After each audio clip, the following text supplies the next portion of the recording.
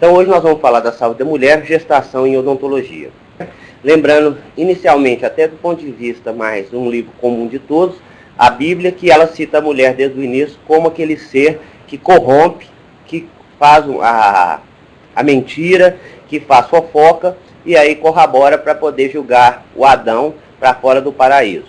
Então a mulher desde esse início, ela é colocada como um ser inferior, embora tenha sido tirado paralela à costela de Adão, mas desde essa época, lembrando da origem judaica, né, da Torá, dos 5 primeiros livros, então a mulher sempre foi colocada como um elemento à par da sociedade, inclusive em decisões.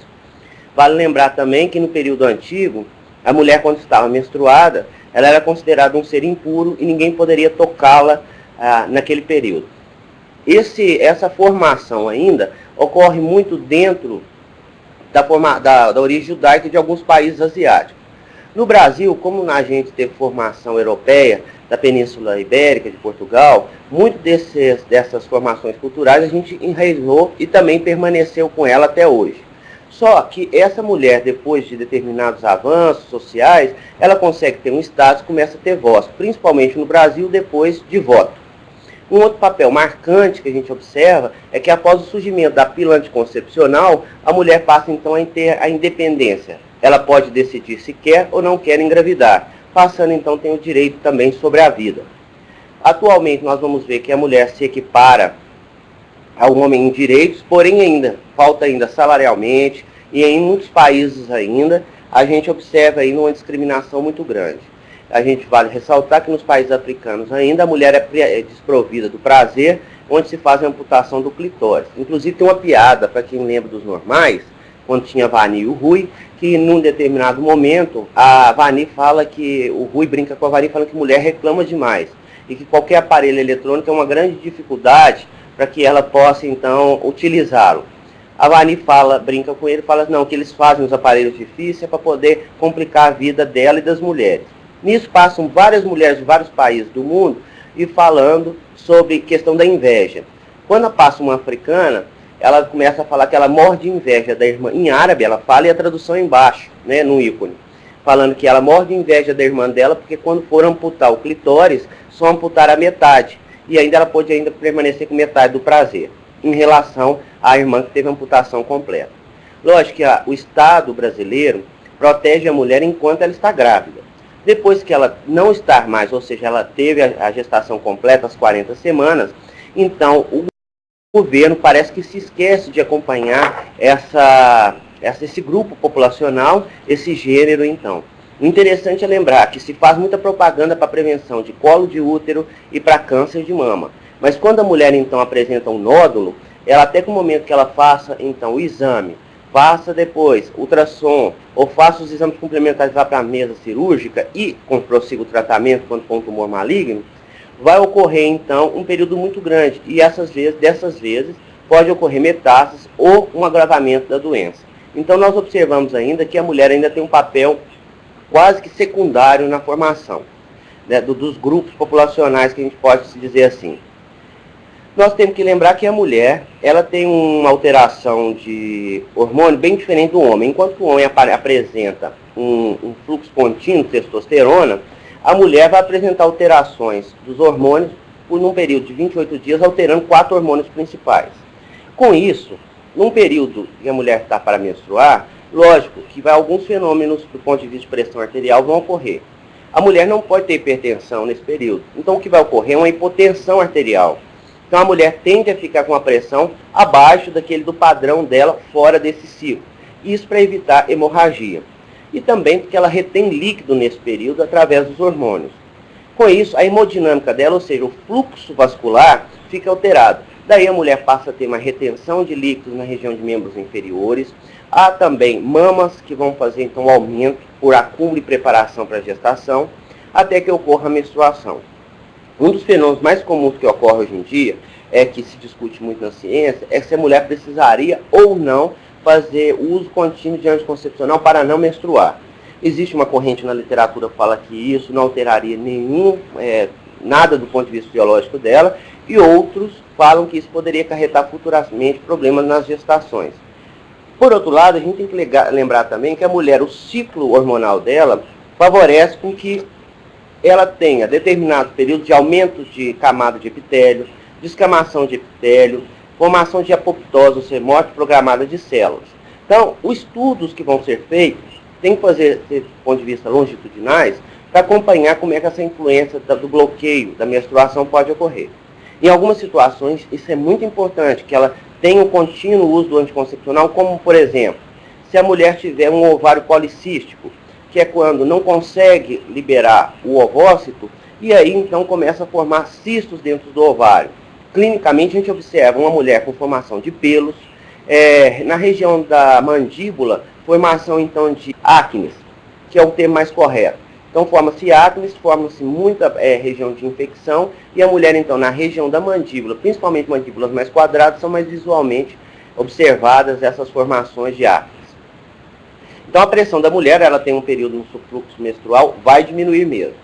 O humor vai alterar, a gente sabe que inclusive nos Estados Unidos tem casos de mulheres com TPM que assassinaram, fizeram crimes e foram, no caso, 2 casos absolvidos por comprovação que era alteração hormonal muito grande. E aí então fizeram a reposição nela. O grande problema de uma menstruação que altera ou que fica muito tempo consecutivo, ou seja, uma mulher que tem um ovário policístico, que tem miomas próximos à parede do endométrio, vai favorecer com que ela perca sangue por um período muito grande. Com isso, vai diminuir o hematócrito dela. Só para lembrar, nós temos a constituição do sangue, que o hematócrito é a parte vermelha, o leucograma, que faz a parte branca, e as plaquetas. No hematócrito, então, ou também a gente poderia dizer no leucócito, essa célula vermelha, quando tem hemorragia, ou seja, menstruação, vai ocorrer, então, perda de hemácias, diminui-se a hemoglobina. Agora, a mulher que tem uma menstruação muito repetida, que ocorre muitas vezes, ou por um período maior do que o normal, em torno de 4, 6 dias, ela vai ter uma queda também do hematócrito e da hemoglobina. Com isso, risco de infecção. Nos fenômenos tromboembólicos, as mulheres são sempre as menos, vamos falar assim, valorizadas pelo organismo. Elas têm mais risco de fenômeno tromboembólico, uma vez que pela presença dos hormônios pode afetar a neoformação vascular e mesmo formar, então, varizes. As varizes são muito comuns por relaxamento de válvulas nos membros inferiores, no plexo venoso, e com isso, então, começa a ocorrer uma flacidez dessas veias, e com isso formação, então, daquelas famosas varizes em torno das pernas, principalmente na região de panturrilha e de coxa. No corpo, a mulher tende a acumular mais gordura do que o homem, uma vez que ela precisa mais de gordura para formar os hormônios. Por outro lado, a diminuição da testosterona delas faz com que, então, a dificuldade de queima de gordura seja maior do que a dos homens. Hoje em dia, as mulheres estão mudando muito o perfil em academias de musculação, estão fazendo muito uso de anabolizantes e de GH, hormônio do crescimento. Com isso, as mulheres estão ficando masculinizadas, com corpos mais masculinos, e o suor fica idêntico ao do homem. Ou seja, aquela característica que tem de um cheiro agradável passa a ser um cheiro mais agressivo pela presença da testosterona. O metabolismo, quando comparado ao do homem, ele é mais, vamos falar, ele é menos acelerado, enquanto que do homem, pela testosterona e o efeito da adrenalina, esse metabolismo é mais acelerado. Lembrando que o uso de medicamentos pelas mulheres, principalmente para o controle da dor, da cólica menstrual e também para o controle de algumas questões ligadas a tromboembolismo, dando um exemplo, nós temos uma mulher que fuma, uma mulher normal, que já tem um risco aumentado de tromboembolismo. Se a mulher fuma, ela tem 4 a 6 vezes mais chance. Se a mulher usa anticoncepcional, aumenta em torno de 8 a 10 vezes mais chance de ter tromboembolismo. E a mulher que fuma e usa anticoncepcional é em torno de 14 vezes mais chance dela ter, então, fenômenos tromboembólicos. Qual que é o risco maior? É quando a mulher tem na região da veia poplítea, que passa atrás da panturrilha, nessa região. Ela, então, por uma questão de fenômeno tromboembólico, e vale a pena lembrar que a menstruação é um processo inflamatório, que quando há descamação, a cascata da coagulação é ativada. Essa mulher, então, por lacidez ou flacidez, por perda de colágeno e fatores também hormonais, faz com que essa flacidez precipite, então, nas paredes dos vasos, gordura, ou também por toque do fluxo vascular, tocando na parede, induz inflamação e formação de trombos. O que é mais comum é nessa poplítea. Então a mulher vai ter dor para poder levantar, vermelhidão no local. E se associar um trauma no membro inferior, mais ainda uso anticoncepcional, o risco é aumentado para fenômeno tromboembólico. Daí a necessidade de consultas clínicas nas mulheres serem mais curtas do que nos homens. Ou uma mulher sentada na cadeira odontológica por um período acima de 50, 1 hora, 60 minutos, pode provocar nessa mulher, então, chance maior de formação de tromboembolismo.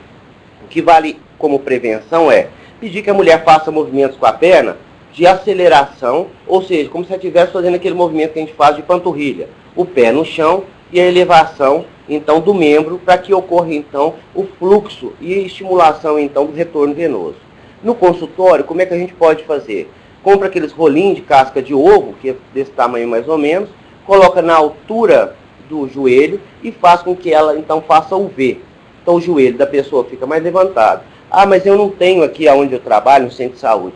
Gente, a coisa mais fácil para ser feita, pega 3 PETs, vidros de PET lavados, todos limpinhos, faça a introdução deles, com algumas substâncias, pode ser até areia, só que a areia fica muito pesado, ou se colocar as 3 e enfaixá-las com aquelas fitas de durex, ela vai ter uma resistência maior. Coloca debaixo do joelho. Não tem PET, não tem nada, pega o saco de papel toalha e coloca debaixo ali das pernas da mulher, na altura dos joelhos. Então ela vai inclinar, fazer um movimento de V, com isso a perna chega menor o recurso do sangue até no joelho, facilitando então o retorno pela região da coxa. E isso diminui bastante o risco. Mas o ideal é que de 15 em 15 minutos, sejam mulheres ou homens, movimento de panturrilha de aceleração para facilitar o retorno venoso. Como foi falado, o uso do álcool e da nicotina, né, como medicamento, vão afetar mais ainda também o risco de fenômenos tromboembólicos. O álcool entra num fator prejudicial ainda para a mulher. A mulher tem maior dificuldade de degradação ou de metabolismo do álcool. Vamos lembrar que o álcool ele gasta 7 dias para ser eliminado do corpo humano. Então uma mulher que está em período menstrual, ela vai ter efeitos maiores, lógico, sobre o álcool e o metabolismo dele. Então, glicose altera, risco de acúmulo de gordura e pior, se a mulher estiver grávida, independente do volume de álcool que ela ingerir, ela pode produzir no feto ou no embrião a formação de uma doença chamada que é a síndrome fetal alcoólica, que é quando ocorre uma lavagem da bainha de mielina e a criança vai nascer com déficit neurológico ou formações de outras anormalidades como fissura lábio-palatal. Os níveis de eletrólitos delas, vamos entender eletrólito, que na medicina eles vão chamar de ionograma, é quando se avalia principalmente os cloretos, sódio, potássio, fósforo e outros elementos também. Ocorre que com a menstruação a perda, além de sangue, de água também. E aí perde-se sódio, arrasta glicose e arrasta água. Daí a gente consegue entender que a mulher, quando está no fenômeno pré-menstrual, ela tem um acúmulo de líquido, até para aumentar a pressão e reter. Logo depois, ela perde então essa água e vai ocorrendo então a diminuição desse edema, que nós podemos falar, e aí com o tempo isso vai sendo tirado também do organismo. A teoria mais aceita hoje na literatura científica médica e com evidência é que logo depois de um parto, a mulher tem uma depressão muito grande de vários elétrons, vários eletrólitos. Com isso, ela vai produzir uma depressão pós-parto. Acreditava-se que, além disso, existia um fator psicológico, como há também.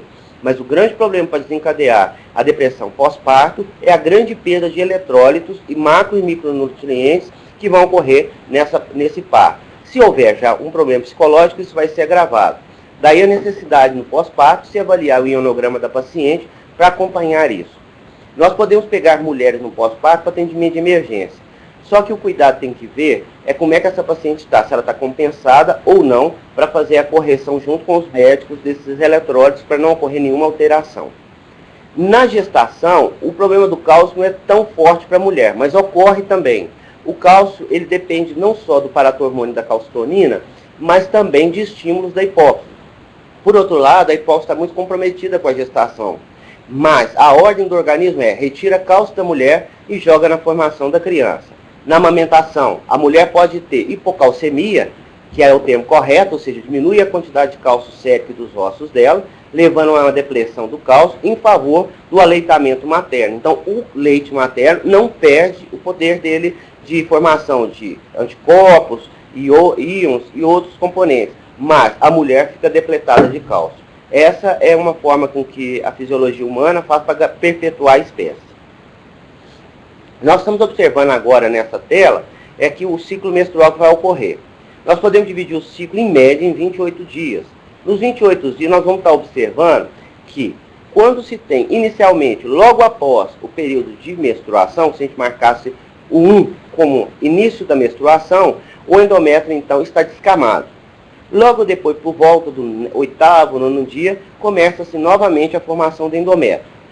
Por volta do 14º, ocorre a ovulação.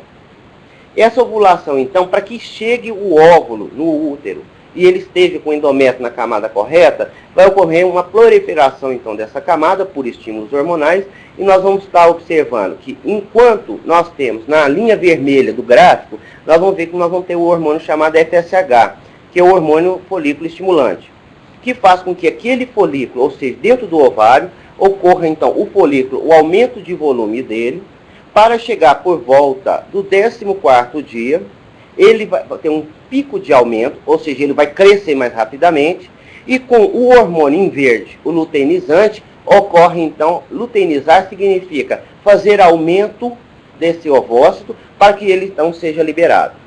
Nós vamos estar observando que em preto a progesterona está baixa.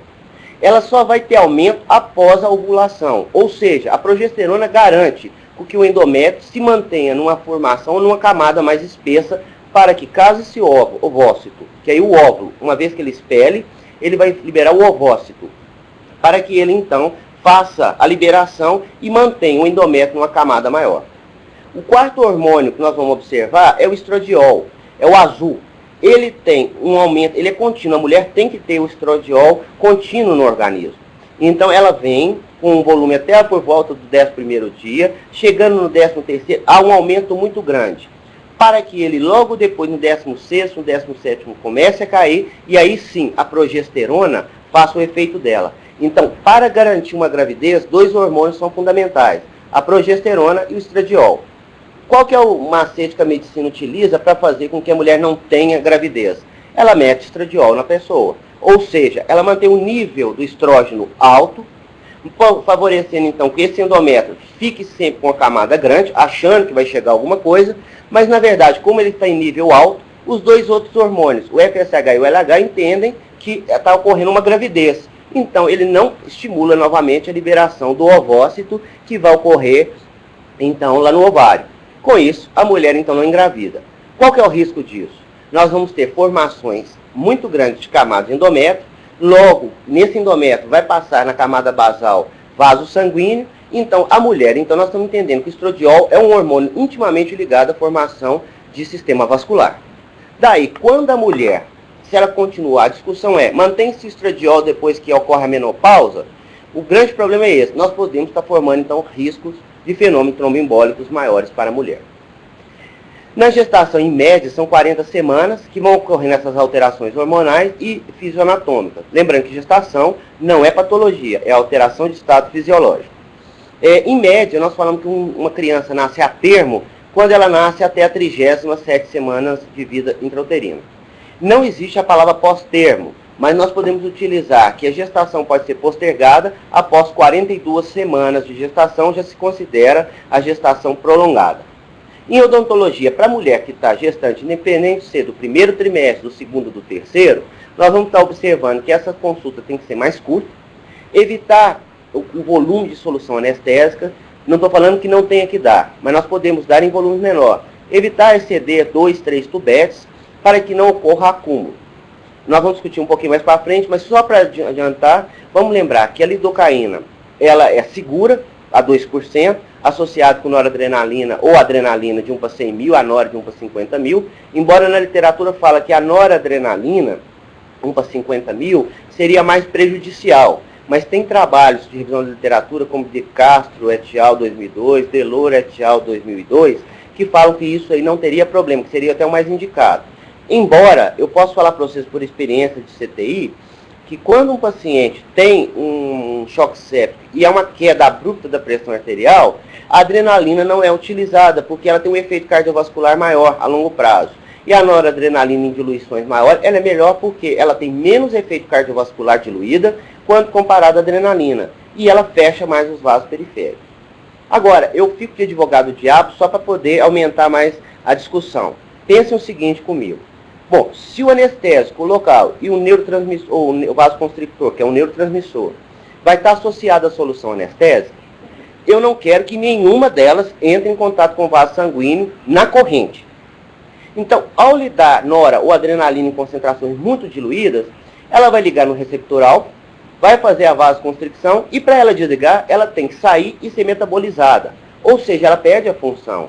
Então, nessas diluições, quando eu não quero fazer injeções vasculares, ou seja, dentro do sangue, não tem tanto efeito para nós, nem tanto prejuízo para os pacientes. Eu acho que é melhor garantir uma anestesia efetiva, ainda mais com uma gestante que está início de gestação, com risco aí de medo de perder filho, por vários fatores a psicologia da mulher está afetada, e garantir que não tenha dor, do que correr risco, e essa mulher entre com surtos de pressão arterial, ou seja, crise hipertensiva, evitando eclâmpsia e pré-eclâmpsia. Uma outra vantagem, a mulher deitada na cadeira por mais de 50 minutos, igual eu falei, o risco aumenta de tromboembolismo. E vamos lembrar que, igual eu falei para vocês, que se o endométrio está grande, o estradiol e progesterona estão aturando. Então, estímulo de neoformação vascular. Então, o risco de tromboembolismo é maior. Então, o que nós podemos fazer? Mulher com a posição do joelho em V, com aqui, se não tem nada para colocar, coloca aqueles pacotes de papel toalha que resolve bem o problema dela. E estímulos para fazer movimentação com as pernas para ajudar no retorno venoso. Fora isso, nós vamos ter uma gestante que está por volta do seu terceiro trimestre, que está em torno de, aí vamos pensar, já no final, 8º mês, 9º mês, onde há um acúmulo de líquido muito grande. Nós vamos estar lembrando aqui, se observar no gráfico, estradiol e progesterona vão estar altos na gestação. E fora, nós não podemos esquecer de um terceiro hormônio, que entra a gonadotropina coriônica. Então, esses hormônios vão estar preparando a mulher para poder fazer nutrição, vascularização, reter líquido. Então, chega num ponto no mês de gravidez, no próximo ao termo de gestação, do parto, essa mulher vai estar acumulando muito líquido. Então, com isso, nós vamos estar produzindo nessa mulher um aumento de pressão arterial, uma dificuldade respiratória, porque vai estar a criança grande comprimindo o diafragma, dificuldade respiratória. Então, o fato de colocar a mulher com o joelho em V, descomprime a veia cava inferior, facilita o retorno, descomprime o diafragma e ela respira e tolera maior as consultas. No primeiro trimestre, deve-se evitar o atendimento odontológico para essa gestante. É evitar, não quer dizer que não tenha que fazer. Nós vamos evitar porque é uma fase onde está tendo muita divisão celular. Qualquer alteração hormonal pode produzir algum malefício para essa criança ou para esse embrião que depois vai virar feto. Então, nós precisamos ter cuidado nesse primeiro trimestre. O que não quer dizer que nós não podemos fazer adequação do meio bucal, que nós podemos remover lesões cariosas, que nós não podemos fazer selamento de cavidades, fazer raspagem coronária, porque se nós tivermos infecção também, o que vai produzir nessa gestante? Alterações hormonais, principalmente da insulina, e tentativa de desenvolvimento também de diabetes tipo 2. É muito comum hoje em dia, pelo consumo de sacarose, de produtos que altamente contêm carboidratos de alto peso molecular, a mulher então tem índices glicêmicos altos. E a insulina, coitada, na mulher já está julgada no chão, por causa dos hormônios. Estradiol com insulina são dois hormônios que não combinam muito bem. Por quê? Ela precisa da insulina para ter atividade celular, para ter metabolismo e passar para essa criança também. Então, o risco de desenvolver diabetes, principalmente com história pregressa de hipotiroidismo ou outras alterações endócrinas, são maiores. Então, atento também para a insulina da paciente e a glicose dela, a glicemia. O que vale ressaltar para vocês nesse primeiro trimestre é que essa gestação está comprometida do ponto de vista de crítica, de crise, porque é aguda. Qualquer fenômeno que tem de perda de criança de aborto, geralmente são nos 3 primeiros meses. Depois, com menos prevalência. Então, nós vamos estar lembrando então, que esse hormônio, a progesterona, é um hormônio totalmente inimigo da insulina. Então, se nós pudermos evitar, ótimo. Agora, se tivermos que fazer controle de infecção na gestante, é importante fazer para não desenvolver picos glicêmicos altos, estimular diabetes gestacional, porque em torno de 60% das mulheres que desenvolvem diabetes gestacional vão depois desenvolvê-las tipo 2 durante a vida posterior ou pós-parto do paciente. Para quem é aluno da Federal, eu conto isso sem problema nenhum, porque a professora autoriza. A professora Lia, por exemplo, com todo o controle que ela tem, ela desenvolveu a diabetes tipo 2 após 2 gestações. Na primeira ela teve diabetes, mas depois controlou. Mas na segunda gestação do Érico, automaticamente ela já foi contemplada com a diabetes do tipo 2. Então ela faz controle com insulina NPH, que é aquela de longo peso de duração, né, que demora mais tempo a ser degradada, e a regular, que é essa sim, ela baixa rápido a glicose, mas ela tem uma quebra muito rápida. No segundo trimestre, é bom para a mãe fazer o atendimento, porém para a criança não é tão bom ainda, porque ela está em fase ainda de amadurecimento dos órgãos. Então, o primeiro trimestre é muita divisão celular, muita diferenciação de tecidos, formações de tecidos e órgãos. No segundo trimestre, a criança, né, no caso o feto, vai estar se desenvolvendo, aumentando de peso, de tamanho, desenvolvendo características fundamentais dos órgãos, porém, para a mãe é melhor do que para o feto. No terceiro trimestre, é bom para o feto, porque já está formado. O que está acontecendo é maturidade dos órgãos. Mas para a mãe, ela está inchada, com dificuldades. Então, qual que é o tempo ideal? Seria o ideal melhor o segundo trimestre para a mãe. Agora, o terceiro trimestre também não prejudica desde que esses cuidados sejam feitos. Ou seja, movimento de aceleração da panturrilha, retorno venoso facilitado com joelhos em V e menos uso de medicação dentro do ponto odontológico. Quero enfatizar que o controle de infecção da cavidade bucal da gestante, como controle de placa, diminuição de cavidades abertas, em últimos casos, vale até a pena remover restos radiculares no primeiro trimestre. Agora, endodontia, as perguntas me perguntam muito, como é que faz a endodontia, o canal de uma gestante no primeiro trimestre? De experiência, eu falo para vocês que em nenhum momento da gestação eu faço radiografia. Mas eu estou no serviço público, eu não tenho nenhum apito localizador de ápice. Olha, para um profissional que tem um pouco mais de experiência, se a gente pegar uma lima exploratória e introduzir no sistema de canais radiculares, dá para sentir a constricção apical. Então, nas gestantes, principalmente no Hospital da Baleia, quando nós demos aula lá no CIAP 3, tinha muita gestante que chegava para nós, o que a gente fazia? Removia a lesão cariosa, fazia acesso ao sistema de canais, irrigava, isolava, fazia a irrigação com soro, seguido depois de hipoclorito de sódio a 2,5%, entrava com a lima no interior do sistema de canais, explorava até chegar na região do forame apical. Se tiver um localizador de ápice, melhor ainda. Aí nós vamos fazer instrumentação do jeito que for possível. Logo depois vamos irrigar novamente em todo o processo com solução de hipoclorito de sódio 2,5%, seguida depois de soro, secagem do canal, introdução do hidróxido de cálcio. E aí é só fazer a troca desse hidróxido de cálcio. Depois que a criança nasceu, aí sim faz a radiografia, a odontometria correta. O importante é sanar a infecção. Vamos lembrar que se a gestação é inflamação, com mais inflamação eu posso causar prejuízo para essa criança. E a inflamação vai fazer com que essa criança nasça com maior peso ou com menor peso, pode ocorrer parto prematuro, pode alterações de formação. Então, para que nós vamos correr risco, sendo que nós podemos tratar essas infecções ainda durante a gestação? Volto a falar, a literatura não proíbe radiografia, mas não indica. Então, para evitar problemas de uma criança nascer com a unha pintadinha de preto e a mãe falar que é culpa nossa, a gente tem essas condições clínicas para serem feitas, que são comprovadas cientificamente sem problema algum.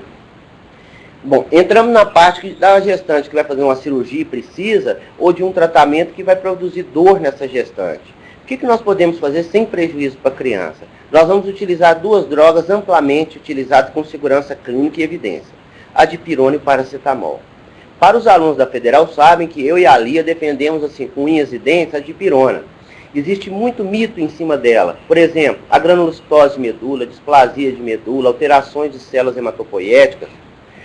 Como definição, a farmacologia coloca para nós que todos os anti-inflamatórios não esteroidais alteram a inflamação e a cascata de coagulação, uns mais, outros menos. De todos esses analgésicos, que alguns, se aumentasse a dose, tornariam, mas tornariam também tóxicos, a dipirona e o paracetamol têm segurança para uso durante a gestação. Eu já encontrei trabalhos de revisão da literatura onde que afirmam que a paracetamol é melhor do que a dipirona, com mais segurança, justificando que durante a inflamação existe uma enzima chamada glutationa transferase, que logo depois da quebra do ácido araquidônico, que lá em cima da membrana é queimado os fosfolípidos em ácido araquidônico, e aí segue a cadeia para formar prostaglandina, para formar então leucotrienos e também para formar as plaquetas, né, a coagulação.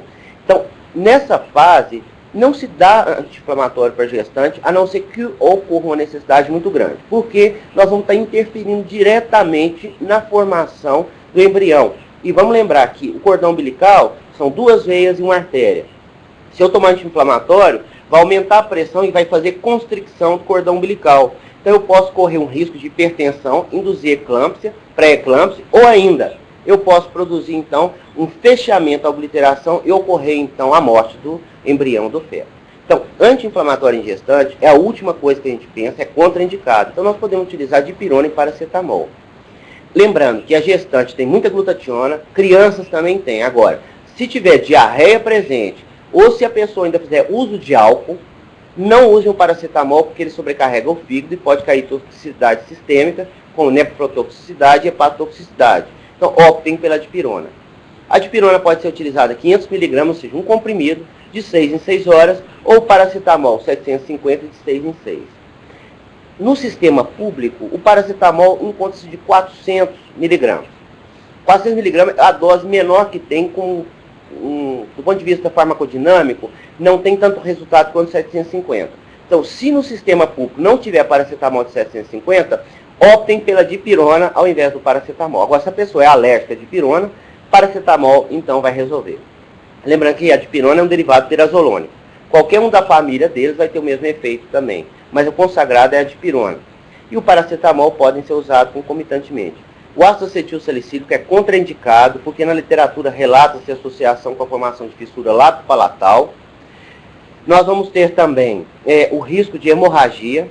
E se a paciente fizer uso por indicação de cardiologista ou de ginecologista para evitar coagulação, 100 mg por dia pode ser utilizado, feito qualquer procedimento cirúrgico, e não vai afetar para essa gestante qualquer situação do ponto de vista clínico de intervenção. Sangra um pouco mais, mas com a famosa hemostasia provocada por gelo, que causa analgesia, antiedema e o efeito também protetor para favorecer a coagulação, resolve bem o problema dela.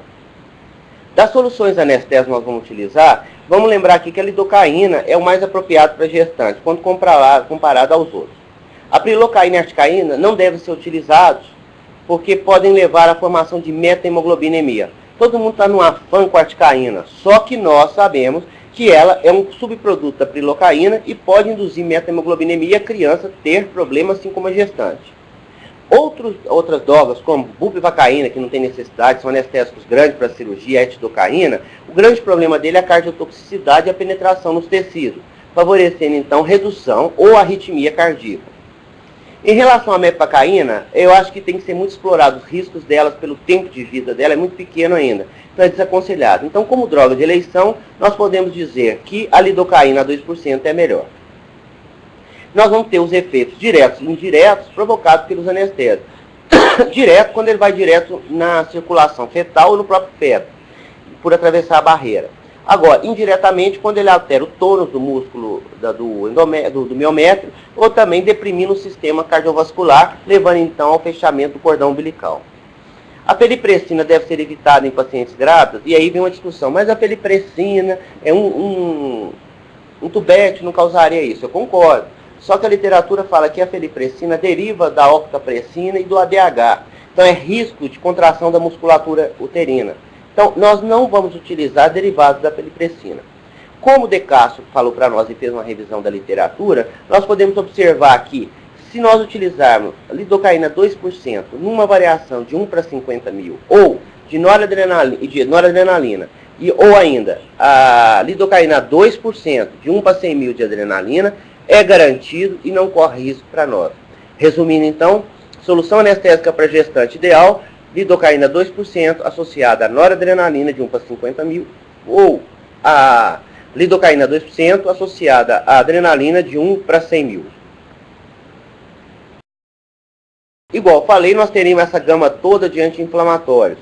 Porém, não é indicado a odontologia prescrever anti-inflamatório, a não ser que o médico concorde. Porque todos esses aí vão causar aumento da pressão arterial, podendo aumento da filtração glomerular por aumento da pressão arterial e renal, e com isso produzir risco de insuficiência renal, uma vez que tem muita mãe que já tem hipertensão causada pela gestação. Risco de eclâmpsia e obliteração do cordão umbilical. Dos antibióticos, então, nós podemos usar a amoxicilina da família das penicilina, cápsula de 500 mg, o sistema público tem, sem problema nenhum. A ampicilina também tem alguns pós, e o que se deve evitar é a tetraciclina, uma vez que ela pode produzir, então, alteração de formação, não só no osso, como também no dente. Então, ela causa. Então, evitar utilizar a tetracyclina para não dizer que ela está contraindicada. Então, a clindamicina pode ser utilizada, ela é um bacteriostático. Agora, lembrando que, como ela interfere em metabolismo de síntese proteica, ela interfere um pouco na síntese proteica também da criança e da mãe, porém sem complicações. Já foi testado em gestantes sem complicações. A cefalexina, que é a prima rica da amoxicilina, que é uma cefalosporina, também pode ser utilizada em algumas infecções, principalmente do trato urinário, ou algumas bactérias resistentes ou em doença periodontal, o sulfametazol trimetropin, que é o Bactrim, que pode ser utilizado também. São comprimidos de 400 mg de sulfa e 80 mg de trimetropin, mas para casos específicos mesmo. Agora, dar antibiótico, lembrando que eles são secretados no leite materno. Então, mulher em amamentação vai estar secretando, então deve-se evitar em último caso. E quando nós vamos prescrever antibiótico para essa gestante? Quando tiver febre e infartamento ganglionar. Mas, gente, se uma mulher tiver com febre e infartamento ganglionar, independente de ser um ponto de vista odontológico, tem que ser conversado com o ginecologista, porque pode ter, além dessa complicação, outros fenômenos ocorrendo, e o ginecologista ou o médico também tem que ser avisado para acompanhamento.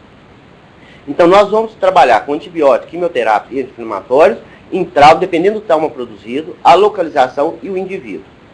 Porém, em situações que a mulher já tem algum problema de válvula cardíaca, que ela tem prolapso, ou seja, insuficiência, estenose, que ela está dura, da mitral, ou de outras válvulas, os alunos brincam comigo e me ensinaram uma coisa, embora eu não goste muito de macete, mas para lembrar de onde fica a localização das válvulas, é só lembrar de duas coisas. Diário da Tarde, Estado de Minas. Direita tricúspide, esquerda mitral. Então, nós vamos localizar que prolapsos dessas válvulas estenosas corre um risco, então, de famoso sopro, no caso do prolapso.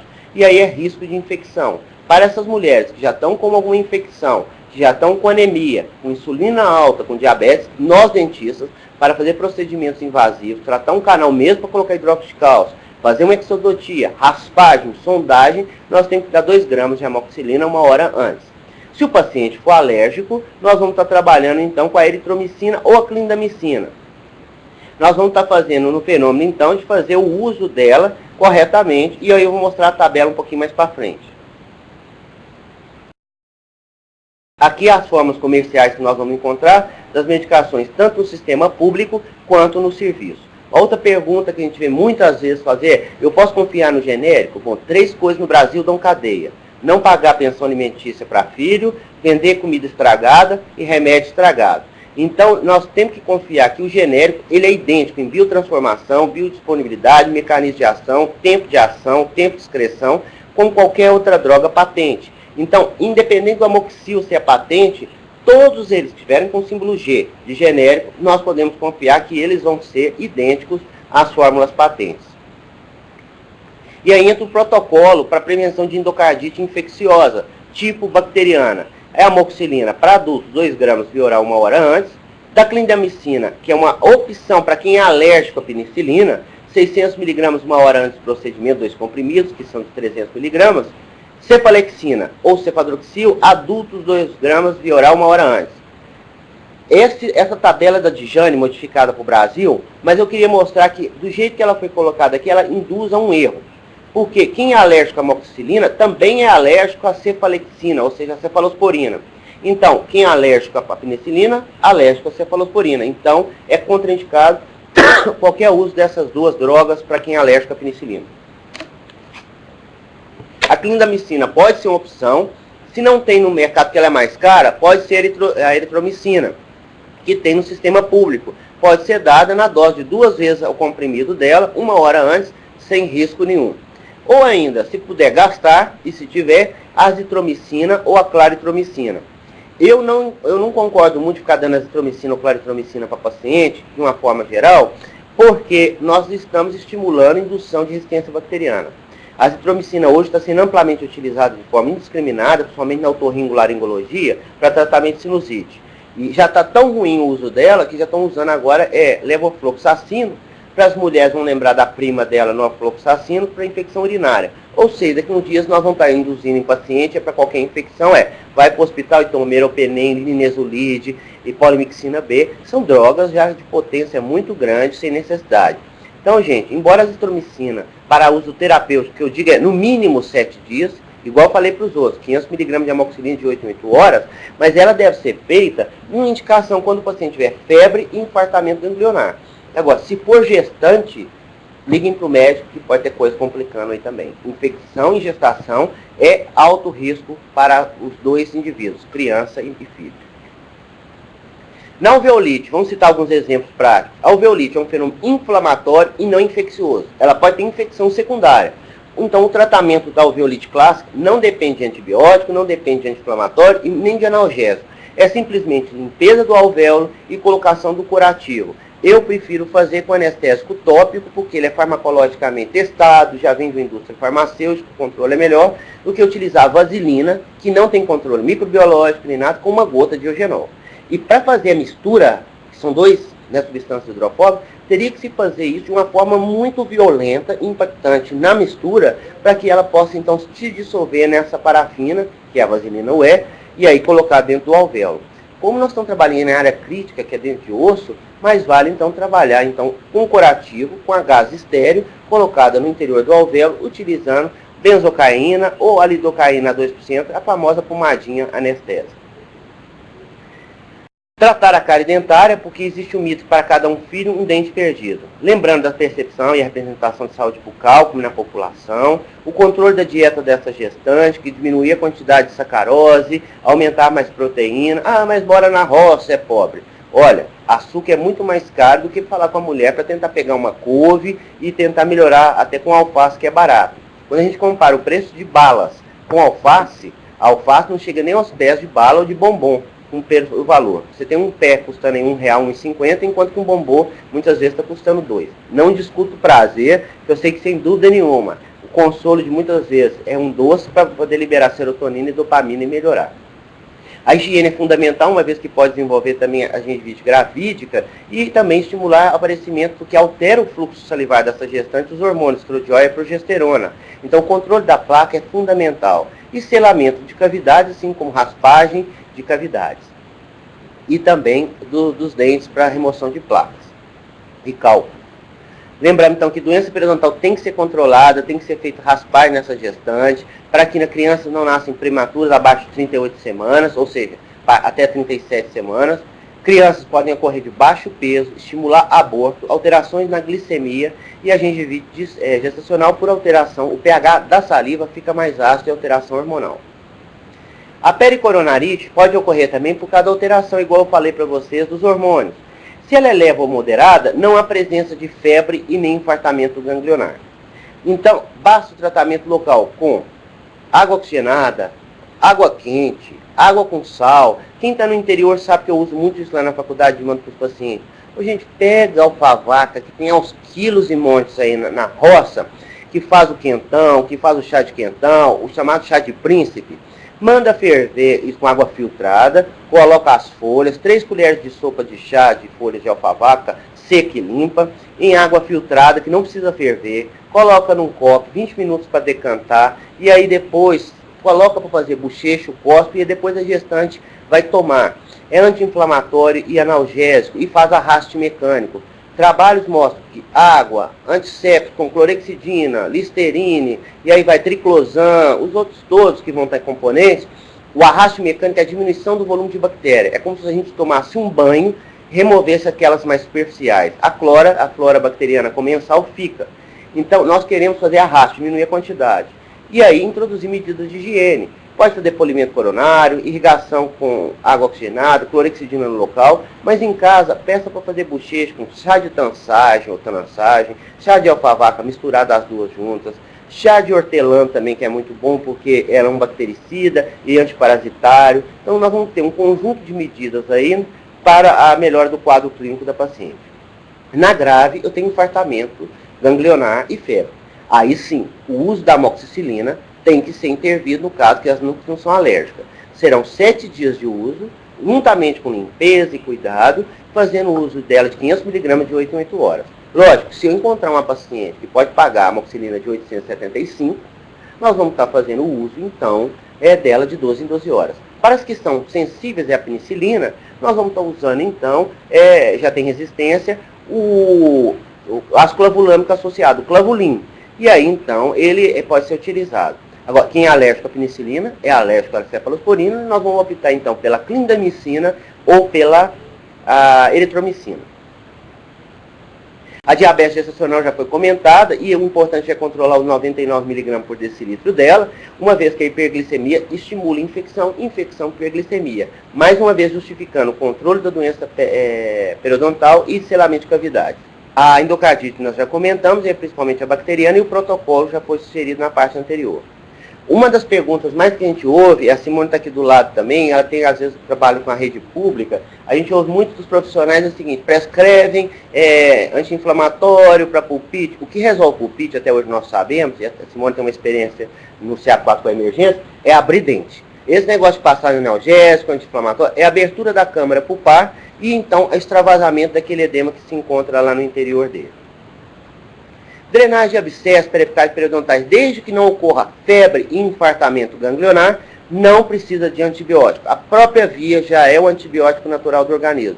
E se o organismo conteve ali, sem risco de formação de abscessos agudos, mas com fístula, ou mesmo um agudo, que não apresentou febre e infartamento ganglionar, não justifica dar antibiótico. Basta simplesmente drenar, no máximo aí um analgésico. Lembrando que é muito comum o abscesso piogênico na gestante. E aí, faz a curetagem com anestésico local, depois então faz o acompanhamento. Exodontia, entra no mesmo protocolo. A gestante não precisa de antibiótico nem de inflamatório, no máximo antipirona, e podemos usar lidocaína 2% com nora de 1 para 50 mil ou adrenalina de 1 para 100 mil. Tratamento ortodôntico, nós já comentamos também, evitar o raio-x em qualquer uma das fases, porém tentar pela constricção apical no momento da sondagem desse sistema de canais, tentar. Agora, se for dente vital, aí sim, nós vamos ter que ter um cuidado maior. Entrar, sentir a constricção e fazer a limagem exploratória e remoção de todo esse tecido para não formar calo colagenoso, porque senão depois o endodontista vai matar a gente. Eu não quero ser radical não, mas entre uma paciente que tem um dente, que já perdeu a coroa, que já não tem condição de fazer um trabalho reabilitador, mais bom senso e resolutivo é remoção do dente e evitar complicação durante a gestação. Infelizmente, valendo daquela tríade, né, vamos falar daquele ditado: para cada um filho, um dente perdido, mas infelizmente muitas vezes para esse resultado é melhor. Sondagem sub, supra e cirurgias periodontais entra no mesmo esquema de cirurgias e de outros procedimentos.